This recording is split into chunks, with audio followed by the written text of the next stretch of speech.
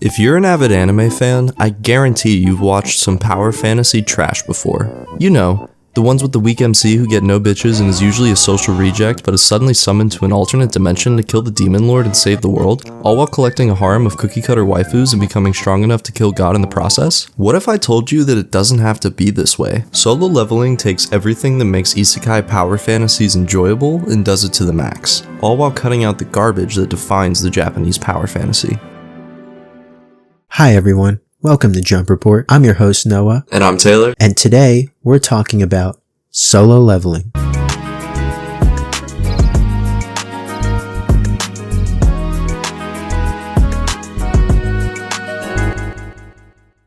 The internationally popular webtoon Solo Leveling just got an anime announcement. Now, this anime is going to be done by A1 Pictures, who has done Sword Art Online, Fairy Tail, and a couple of other well-known shows. We'll have them on the screen. But we wanted to talk about it a little bit and get people interested in this upcoming anime. Solo leveling takes place in modern-day Korea when dimensional gates start mysteriously appearing across the world. With the appearance of these gates, monsters began to pour out into the cities, wreaking havoc and destruction, as well as a small percentage of the population awakening their inner power and became known as hunters. The hunters fought the monsters and took the task of going into the gates in order to destroy them. Hunters are ranked on an E through S scale, and hunters cannot increase their rank after awakening, with our MC, Sung Jin-woo, being the weakest of the E-rank hunters. After barely surviving an accidental encounter with a high-level dungeon, Sung Jin-woo reawakens his powers for a second time and gains access to the system, which allows Jin-woo the ability to level up. What follows is a story about Sung Jin-woo rising from the weakest to the strongest hunter as he grows stronger from solo leveling. The first and last time I read a manhwa was Killing Stalking. There's a reason why it was the last manhwa I had ever read. So solo leveling is, at its core, a power fantasy. Now, you'd often see power fantasies in shows like isekais, but they do show up in other anime genres as well. Power fantasies usually involve one of two scenarios. One, our main character starts off extraordinarily weak and slowly grows stronger and stronger until he is the top of his world. The second case is when they just start off broken and OP from episode 1. Both instances are power fantasies, as it lets the viewer vicariously live through the character and get to experience some base pleasures of life that they normally wouldn't get to indulge in. Oftentimes, these stories take place in social settings where the hierarchy is based on personal strength or power. A strength-based social hierarchy allows for many incentives for the character to grow stronger. In return, they would get things like money and fame and power. There's also a bit of revenge fantasy incorporated into these power fantasy shows, as becoming stronger and stronger usually means you'll surpass anybody that was bullying you when you were weaker. The satisfaction you get from seeing a character beat the shit out of people that would have beat the shit out of him a few chapters ago is immense and is really one of the main appeals to power fantasy shows. There are a couple of hunters who have actually found a way to circumvent this entire system.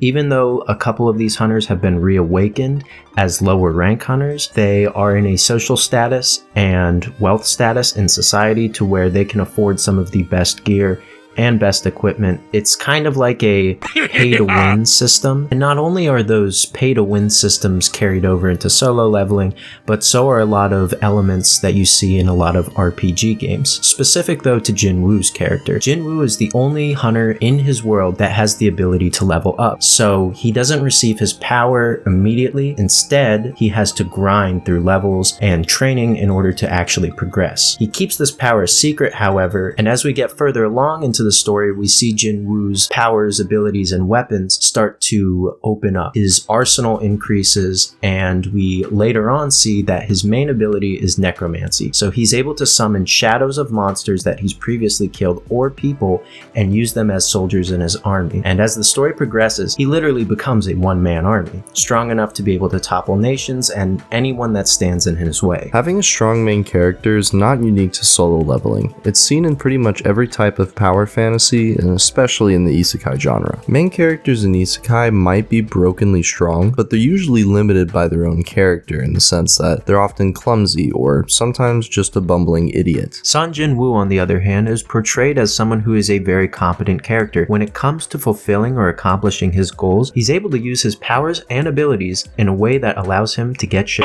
done. One of the main selling points for solo leveling is that the main character is a badass. He's intelligent, calculating, and he possesses this immense willpower. He knows he's strong and he acts like it, where Isekai MCs who, act like bumbling idiots seem like they almost get stuff done accidentally and not through the result of their own efforts. Jinwoo, on the other hand, is intensely focused on getting stronger and furthering his abilities and strengths through practice and trial and error, something you don't really see in a lot of isekais. Another aspect of power fantasy shows you've probably seen before is harem building. Power fantasies often go hand in hand with building a harem, which is great sometimes when done correctly, but awful if not. If the girls are well developed, the characters can be really entertaining, but most of the time they recycle every common female archetype and use convoluted logic for them to fall for the main character. Solo leveling skips the harem entirely and instead chooses to develop long-term love interests, which leaves a ton of screen time for the MC to be a badass. The art for this webtoon really likes to show off the power of Jinwoo, whether it be through some impressive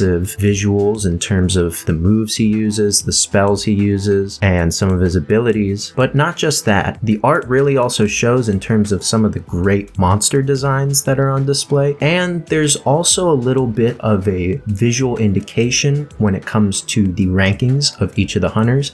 At the beginning, some of the hunters that Jinwoo hangs out with have plain clothes. They have no armor, no weapons, no cool shit that the higher rank hunters or the wealthier hunters tend to carry. When reading the manhwa, I felt it was very fast paced, eliminated a lot of the filler and BS that you see in other series, and instead it replaces it with a lot of action and fight scenes. So you get to really see the art bring out the action, and you really feel that impact every time a fight is happening. If the anime can recreate the manhwa's art and some of the brilliance that you see with the fight scenes visually, I think Solo Leveling will be one of the most popular anime in recent years. Solo Leveling isn't the first webtoon to get an anime adaptation. Crunchyroll has already adapted Tower of God and God of High School before. Both of those shows had amazing animation, but the source material was kinda lacking. The pacing for both of those shows seemed to be really off, and this was especially noticeable in God of High School, as I felt like the show was going at such a breakneck pace that nobody could really follow along with it. Solo Leveling, on the other hand, takes things one step at a time and has really great pacing in the original webtoon. I think Solo Leveling would benefit from that breakneck pace, as there's really not any filler in the original webtoon itself. If Solo Leveling receives the same quality of animation and fight scenes that Tower of God and God of High School received, I think that Solo Leveling is going to be by far the best webtoon adaptation that's been made today. Solo Leveling isn't the most mind-blowing show concept, but it excels at what it attempts to do. Anyone who's enjoyed a power fantasy show before will find Solo Leveling puts the rest of the genre to shame. Couple that with animation at the level of God of High School, and we have a masterpiece in the making.